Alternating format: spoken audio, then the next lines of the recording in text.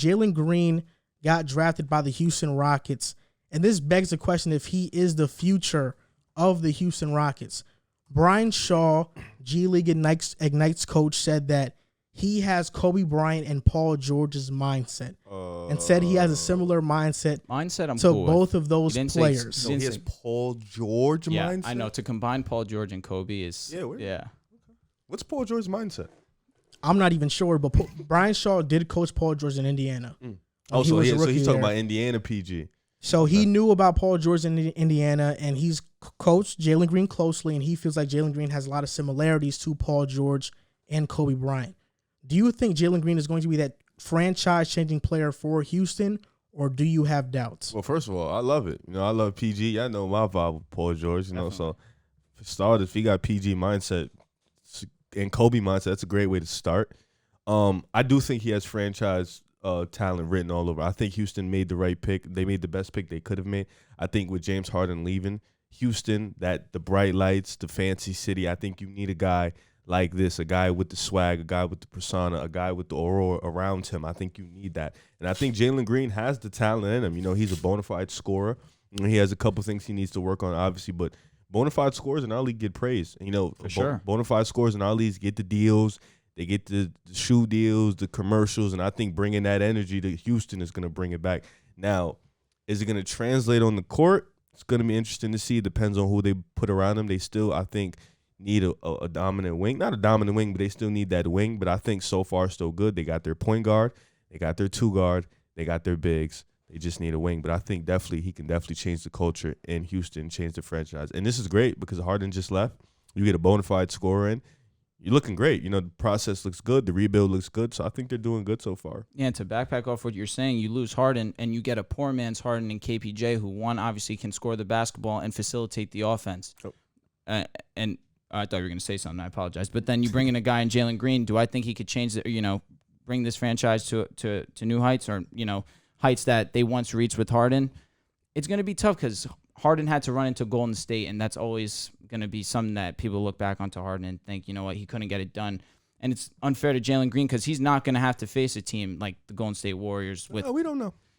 Very true. With the way that this league's heading, who knows where it's going to go in terms of stacking the deck and teams like that. But Jalen Green obviously has the complete offensive package. Only thing I look at is his assist numbers are kind of low. Obviously, he's not going to have to be the facilitator on this team because you have a guy in KPJ, but I would like to see him incorporate passing the ball a little bit so it's not as if a defense can just hone in on the fact that he's just a ball scorer and nothing else. I feel like he needs to improve in that aspect of the game, but obviously in terms of scoring the basketball, he's as good as it gets, averaged 18 points in the G League with pro basketball players.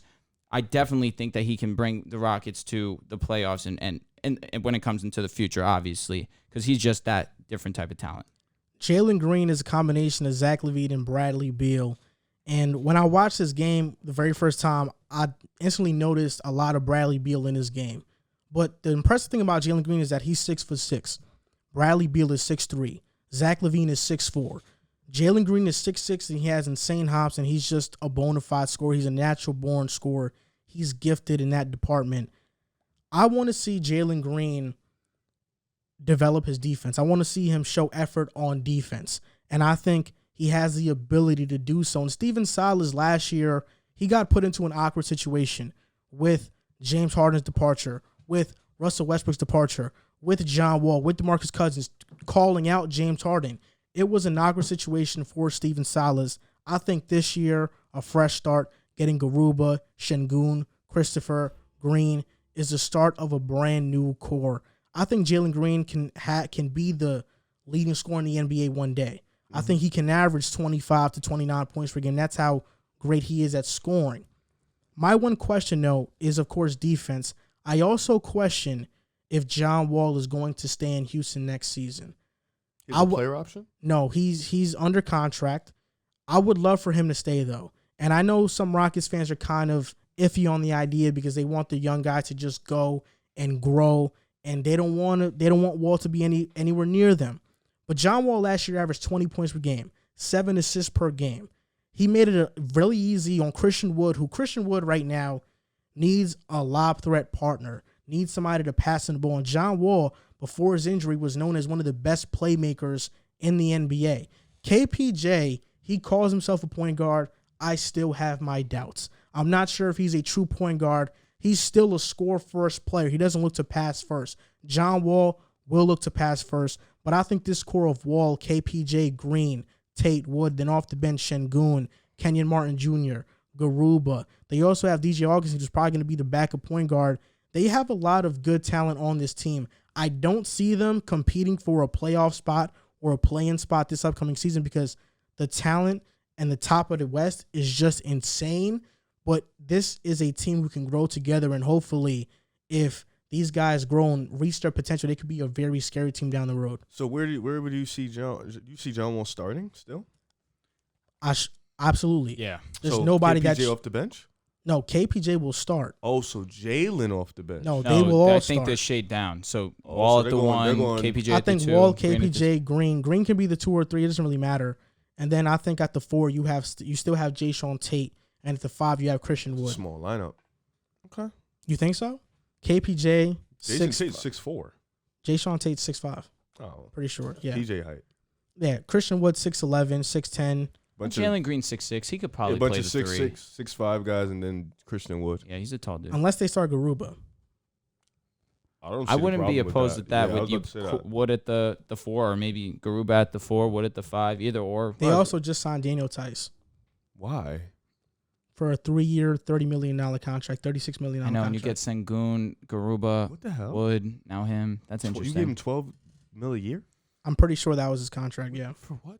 All right, whatever. He's a decent role player. Yeah, no, I get that part, Mhm, but it's just like mhm. you just picked up Garuba, you just picked up Şengün. I don't get the point. You have Christian Wood, you have Kenyon Martin, who kind of plays the 4. You have Jason Tate. I guess Garuba is more of a 4. Tice is definitely a center. Yeah, but the direction of your players, you're looking like you're gonna go small anyways. So true. it's like, I mean, I guess Daniel Tice, but 3 years? Yeah, it's a lot. I don't know. I think it was a good move because he's a good backup center. I think I agree. Şengün can play either spot. He can play a backup 5. He can be the backup 4. I think Tice just gives him some stability and some depth because you don't want to solely rely on these rookies to come in right away and contribute. You have to have some veterans. I think with Garuba being limited in offense, so he's more suited for the 5, to be honest. Really? Yeah. Okay, but I feel like because he can play or guard 1 through 5, it allows him to play that. But that's what I think it'll be, You're right. it'll be His okay at the offensive game 5. is really limited. Yeah. You're making a good point. I think he'll be smooth at the 5. Yeah. You know? Okay. Like if he's just a rim runner, How tall is Garuba? 6'10"? he's 6'8". his wingspan Okay, makes up see, for that's it. what I'm saying. I don't know What's if his he can play. wingspan, like 7'3"? Yep. Yeah, that's OD. Good. But I still classify him as a 4. I don't classify him as a 5. I agree. In small ball lineups, Yeah, that's absolutely. what I was really thinking. Like, But because yesterday, Spain versus USA, they had him in a small ball lineup. He was guarding Bam Adebayo. But in terms of a full 82-game season, I think he's a 4. He can play either position. I think I would have Wood at the 4, him at the 5. Because 4s are more of the stretches. So I would have Wood stretch 4. You have Garuba at the 5. Yeah, Wood is taller. Okay. No, I get what you're obviously, saying. Garuba I is get a what you're better saying. defender. I don't know. They could do a lot of things with that lineup. Definitely. It's definitely going to be tricky. John Wall staying, I mean, it's definitely going to help the guys. 44 mil. But what's his value if you really trade him, though? I don't think nothing. That's at this why I point. guess trading him. Because his contract, it's not even like he's still a good player. And I think he'll help. Like They can't trade his contract. Yeah, I think like a team like Boston could really use a guy like John Wall, but at the same time, $44 million, like you said, you couldn't trade him. Even if you did, him being injury prone, him having that big max contract, it's just like And how many years is he locked until? Do you have that? 2 years. 2 years? Yeah. 88 mil, 2 years. I don't hate that. Keeping him on the squad, Might as well. develop at this I point. don't think and anybody's letting gonna the want to go to players- Houston at the moment, anyways.